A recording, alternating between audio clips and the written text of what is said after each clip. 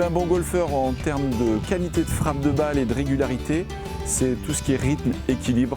Les bases d'un mouvement, pour moi, c'est ça. Et en parallèle, vous avez tout ce qui est grip, posture, alignement, dans les basiques, les fondamentaux. Mais on peut avoir tout ça de bien, et si on n'a pas un équilibre, on n'a pas un rythme, on ne peut pas prétendre avoir de la régularité. C'est ça le gros problème.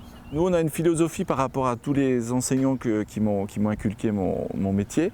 Ça part beaucoup du green et on s'éloigne du green. On part sur la base, c'est le demi-swing, la zone d'impact. C'est le moment, je dirais, crucial du swing de golf. Donc il faut déjà appréhender cette capacité dans un demi-swing à gérer ça, la parfaite coordination, le fameux équilibre.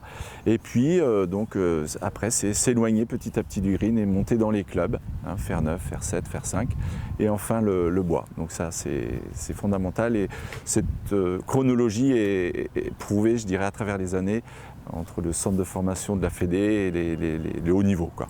On peut estimer à une formation de 2 à 3 mois avant d'avoir une autonomie sur le parcours, la fameuse carte verte, entre 2 et 3 séances par semaine, avec 1 heure de cours en cours collectif à chaque fois, et un petit travail parallèle en individuel, personnel. Après, avoir de l'autonomie et puis du plaisir sur le parcours, en respectant les autres joueurs, le terrain, et puis donc la sécurité, le rythme de jeu également.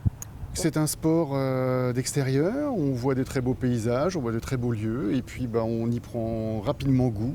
Et je crois que quand on a pris le virus du golf, c'est fichu.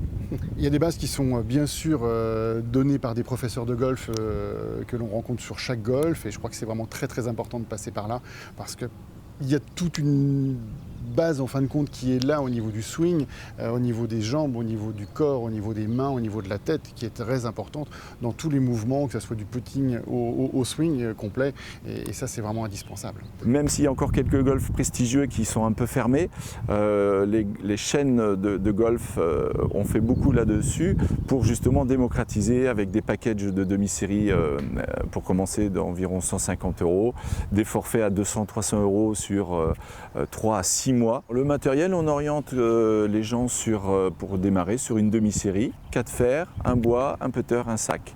Okay, le bois, la mise en jeu, le fer pour atteindre le green, et enfin le putter pour conclure sur le green. Le budget annoncé 150 €, c'est raisonnable, il y a toujours l'occasion, 70 €, vous pouvez vous équiper.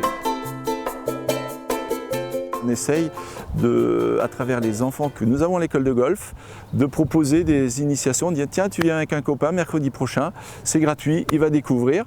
Et nous, notre objectif, c'est comme à la Fédération française de golf, c'est démocratiser, multiplier le nombre de licenciés. Ce qui est intéressant dans le golf, c'est le côté relationnel que peut engendrer ce sport à travers justement les sociétés qui vont se servir de ce support pour remercier des clients, des fournisseurs, faire connaître un tel à un tel.